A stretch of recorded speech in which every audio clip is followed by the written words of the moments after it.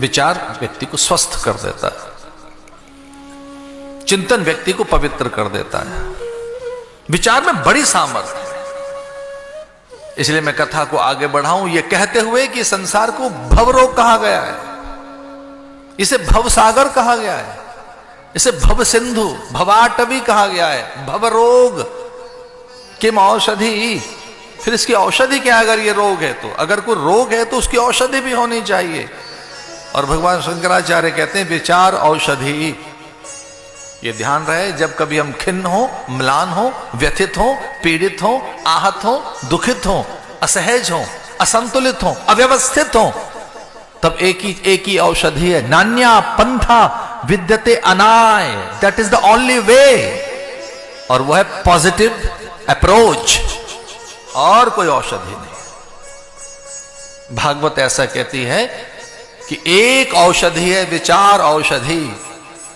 अगर ठीक ढंग के विचार आपके पास पहुंच जाएं, जिनसे ऊर्जा, ओज, उमंग, तरंग, उल्लास आप में आ सके, जो अपलिफ्ट कर सके आपको, उत्तिष्ठत जागृत प्राप्य वरान्य बोधत, उठ जग और अपने स्वरूप को पहचान। बहुत से विचार ऐसे होते हैं मुर्दे में जान फूंक देते हैं। वो कुछ ऐसी विचारधाराएं कि जो सेना में एक जोश भर देती हैं और सीमा पर वो शीश देने के लिए तैयार हो जाते हैं। विचारों में तो बड़ी ऊंचाइयां हैं। विचार से तो आदमी कहां पहुंचा है। विचार बहुत ऊंचा लेकर जाता है व्यक्ति को, अगर वो सही विचार है तो। वो स्वर्ग में लेकर गया उसे। स्वर्ग की सत्ता भी बहुत छोटी हो गई।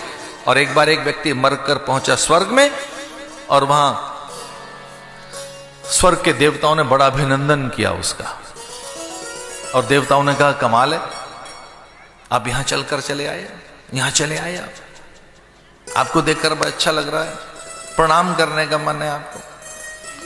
वो मृतक स्वर्ग में जब पहुंचा तो देवताओं ने अभिनंदन किया और सब उसका बार बार स्वागत करने लगे, सम्मान करने लगे।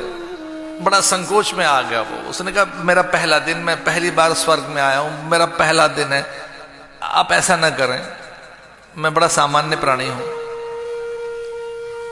सब देवताओं ने कहा कुछ मांगना हो तो मांग, पहली बार तू यहां आया है, जिस ढंग से चलकर आए को ऐसे आता नहीं है, ये क्रम नहीं आने का यहां। जिस ढंग से आप पहुंचे ये ढंग नहीं है यहां स्वर्ग में आने का, तू कुछ नए ढंग से आया है।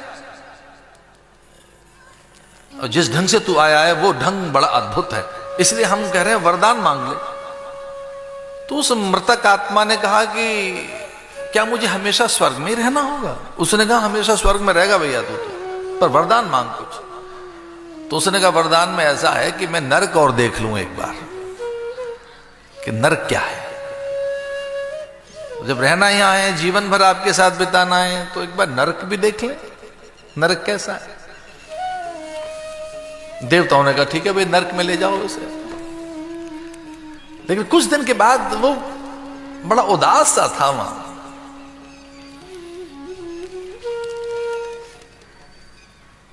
और उसने प्रार्थना की कि अरे स्वर्ग के देवताओं, अगर मुझसे सच में ही आप प्रसन्न हैं तो प्रकट हो, मेरी मन की दुविधा दूर करो। और तब कुछ देवता प्रकट हो गए वहां और कहा उन्होंने क्या दुविधा है। तो उसने कहा कि मैंने तो नरक मांगा था, और यहां नरक जैसा कुछ नहीं दिख रहा है। न कोई हताश है, यहां कोई निराश है, न कोई घृणा करता, न ग्लानि है, न ईर्षा है, न राग द्वेष है, न किसी के प्रति कोई यहां क्रोध से भरा है, न किसी का कोई अहित करना चाहता है, न किसी का कोई यहां अपमान करना चाहता है, न कोई अभाव है, और तो और यहां किसी प्रकार का कोई कष्ट भी नहीं है, कोई त्रास भी नहीं है, कोई पीड़ा नहीं है।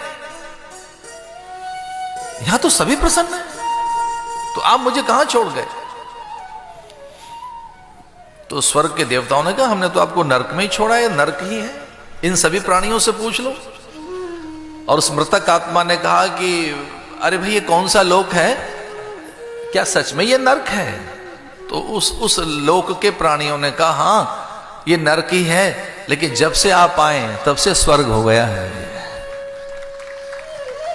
ये तो नरक ही था, लेकिन जब से आप आए हैं, क्या कोई एक ऐसी अप्रोच, कोई ऐसी पहल कर सकते हैं हम कि दूसरों के काम आ सके, कुछ ऐसा कर सके, नया कर सके, कुछ नई चीज कर सके। उसने कहा कि तू जहां जाएगा वहां उजाला देगा। एक जो सही अप्रोच है, जो एक पॉजिटिव थिंकिंग है, जो एक सही सोच है, बहुत ऊंचा लेकर जाती है, बहुत ऊंचा लेकर जाती है। उसने कहा ये तो नर्क ही था।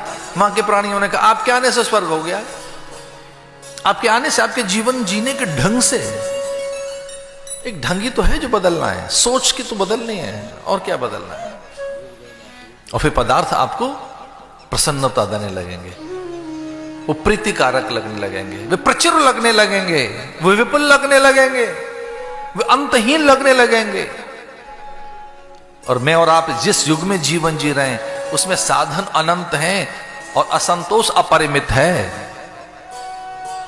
मैं और आप जिस युग में जीवन जी रहे हैं उसमें अंतहीन साधन पर अपरिमित असंतोष।